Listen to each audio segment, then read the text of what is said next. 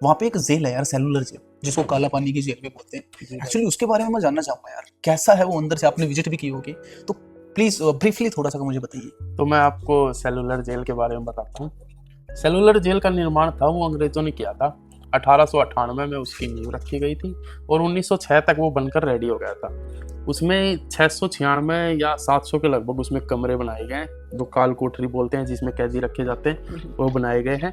और उसकी 6 विंग हैं, 6 विंग हैं। और उसका जो बीच का एरिया है, उस समय जो जर्नल रहता था उस जेल के ऊपर, जिसका काबू था वो रहता था, वो उसके बीच में रहता था। और सभी में काल कोठरियों में कैदी रहते थे। उसमें कैदियों को फ्रैगिंग करके, मतलब कि एक फ्रैगिंग दंड देने की एक नीति थी। उसमें हाथ बांध दिए जाते थे ऊपर, नीचे पैर बांध दिए जाते थे। जो अपना मिडिल का एरिया रहता है वहाँ पर कपड़ा लपेट के और उन पर चाबुक बरसाए जाते थे। बहुत क्रूरता से मारा जाता था।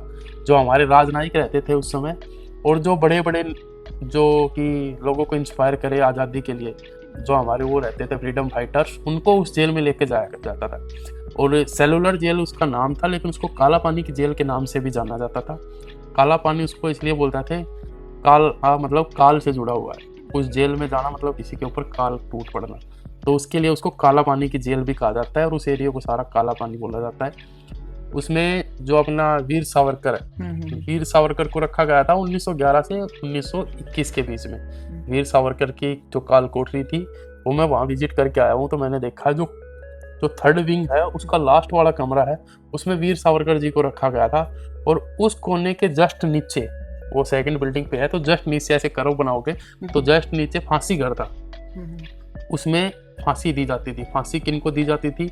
जो भागने का प्रयत्न करते थे, या जो लोगों को ज़्यादा इंस्पायर करते थे, या उधर उनके जो काम करने वाले अफसर रह गए थे, उनके साथ तू मैं आदि तो बहस हो गई थी, तो उनको फांसी पर लटका दिया गया था। फांसी उधर बहुत क्रूरता से दिया जाता था। गले में रस्सी बांध के, नीचे एक रहता था फट्टा, जो लकड़ी का फट्टे रहते थे, एक साथ 3 बंदों को फांसी दी जाती थी।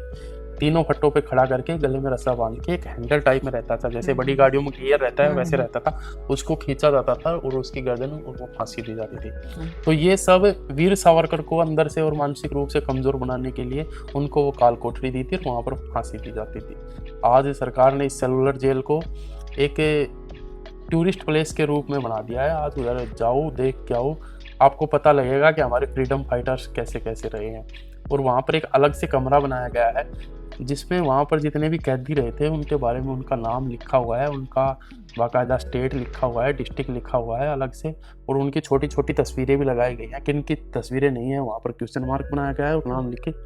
बहुत अच्छा फील होता है, गर्व की अनुभूति होती है कि हमारे कैसे कैसे फ्रीडम फाइटर्स थे जिन्होंने लड़के हमें आज़ादी दिलाई। बहुत, और अंदर से फीलिंग भी आएगी कि यार कैसे कैसे रहे वो। भाई सावरकर का जो कैबिन था, जो उनकी काल कोठरी थी, काल कोठरी थी, वो यार कैसी थी अंदर से?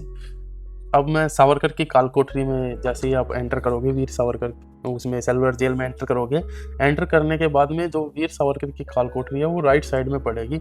एंटर करके सीधे चलोगे, फिर एक सर्कल आता है, उस सर्कल से ही सभी जो 6 विंग थी, 2004 की सुनामी में जो 2 विंग है वो टूट गई, उनकी जगह मेडिकल कॉलेज बना दिया है।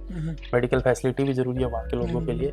तो बाकी के 4 हैं, तो उनमें जो तीसरे नंबर की है उसमें घूमकर जाओगे तो लास्ट कोने में जैसे ही एंटर करोगे तो एक तो इतना मोटा बड़ा सारा ताला है, जो अलीगढ़ में बन के उधर ताले आते थे, वो आज भी वहीं पे रखा हुआ है, दिखाने के लिए कि कौन सा ताला लगाया जाता था।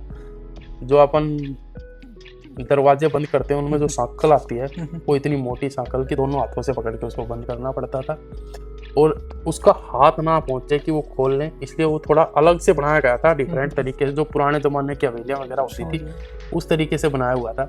जैसे ही एंट्री करोगे तो उनको रहने के लिए कुछ नहीं, एक लकड़ी का फट्टा रहता है, एक चद्दर दी जाती थी और एक लोहे का लोटा दिया जाता था, उसी में उनको खाना पकड़ाया जाता था। वो चद्दर दी जाती थी, नीचे ज़मीन पर लेट के सो, और अगर सर्दी लग रही है तो उसको ही ओढ़ो, उसको ही बिछाओ। इतना क्रूरता के साथ उनके बर्ताव किया जाता था कि आप सोच नहीं सकते इससे। उनकी वजह से शायद आज हम एक स्टेबल बैठे हैं, अच्छे से बैठे हैं, कोई वो दिक्कत नहीं है। उन फ्रीडम फाइटर्स की वजह से ही आज हम आज़ाद भारत में सांस ले पा रहे हैं। बिल्कुल। या नवीन भाई, मैं ये जानना चाहूंगा कि यार सबसे क्रिटिकल क्या लगा आपको उसमें सेलुलर जेल के अंदर, यार ये क्या हो रहा है यहाँ पे? सेलुलर जेल में पहले के ज़माने के आप आज भी देखोगे तो वहाँ पर एंट्री करने के बाद में आपको गाइड मिल जाएंगे, जो आपको उस बारे में गाइड करेंगे। जब वो आप उन गाइड उसकी बात सुनोगे तो आपको रियली में फील होगा कि यहाँ के लोगों के साथ क्या क्या हुआ है। इस जेल में रखने वाले जो बंदे थे, इनमें जो कैदी रखे गए थे, उनके साथ कितनी क्रूरता हुई है, क्योंकि वो गाइड उनको बताते हैं। और उसमें एक होता है रात को light and sound system show, उसकी टिकट कटती है।